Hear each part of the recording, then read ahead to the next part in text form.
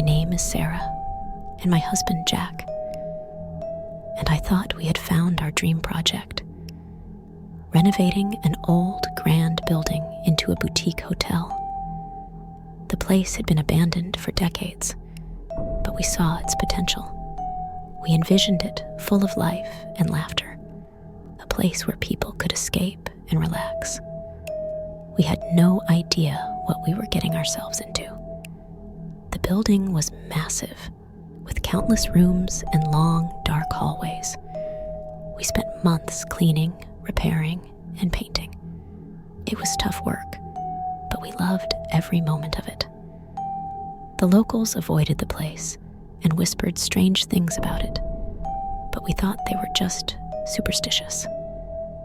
We finally finished the renovations and were ready to welcome our first guest. It was a rainy night when she arrived. Her name was Miss White. She was a petite woman with pale skin and a nervous smile. She looked around the lobby with wide eyes and asked for a room on the top floor. We gave her the key to room 25. That night, Jack and I were sitting in the lobby, enjoying a quiet evening.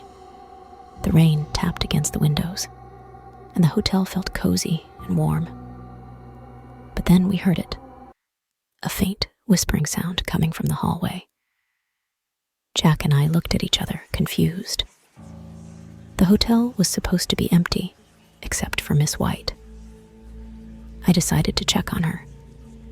I climbed the stairs to the top floor and knocked on the door of room 25. There was no answer. I knocked again, louder this time, but still nothing. I called her name. Miss White? Is everything all right? But there was only silence. I used my master key to unlock the door. The room was dark, and the air felt cold. I flicked on the light, and my heart skipped a beat. The room was empty. The bed was neatly made, and there was no sign that anyone had been there. Confused, I closed the door and headed back downstairs. When I told Jack, he decided to check the security cameras. We watched the footage together, and what we saw sent chills down my spine. Miss White had entered the hotel, taken the key, and walked up the stairs to her room. But then, she simply vanished. One moment, she was there, and the next, she was gone. We searched the entire hotel, calling her name, but there was no trace of her. It was like she had never been there. That's when the whispers started again, louder this time. They seemed to come from the walls themselves, voices overlapping in a haunting chorus. Jack and I were terrified. We decided to leave the hotel and call the police. As we headed for the front door, it slammed shut in front of us. The lights flickered, and the whispers grew louder, more frantic. We were trapped. Desperate, we ran through the hotel, trying to find another way out. Every door we tried was locked. The whispers followed us, echoing through the hallways, until we found ourselves back in front of room 25. The door slowly creaked open on its own, revealing the dark room inside. We were drawn in, unable to resist. As we stepped inside, the door slammed shut behind us. The whispers turned into screams, and we felt a cold, ghostly presence surround us. In the center of the room, a figure appeared, a woman in a white dress, with eyes black as night. It was Miss White, or what was left of her. She opened her mouth, but no words came out, only a deafening scream that filled the room. Jack and I huddled together, too scared to move.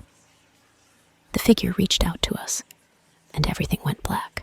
When we woke up, we were outside the hotel, the sun rising in the distance. The police were there, but they found nothing. No sign of Miss White, no evidence of anything strange. But one of the officers told us something that made our blood run cold. He said the building used to be a psychiatric hospital, closed down after rumors of terrible experiments and hauntings. The locals knew its dark history, but it had been forgotten by most, left to rot. We sold the hotel and moved far away, but the memories still haunt us. We learned too late that some places hold onto their past, and some spirits never rest. The whispers of that old psychiatric hospital will stay with us forever.